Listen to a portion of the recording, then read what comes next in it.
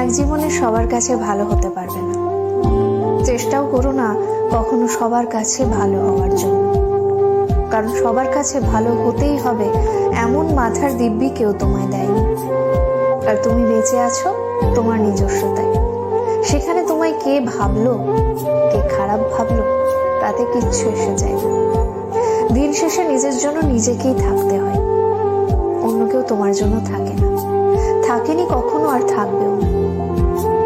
কারো কাছে তুমি ভালো, ভীষণ ভালো, আবার সেই তুমি কারোর কাছে খুব খারাপ, জঘন্য একজন মানুষ। সেটা কেমন করে হয়? প্রশ্নটা মনের মধ্যে আসতেই পারে।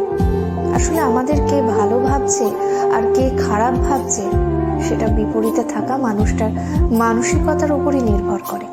সেই পরিপ্রেক্ষিতে অন্যের মানসিকতার পরিবর্তনের ভার তো তুমি নিতে পারবে না।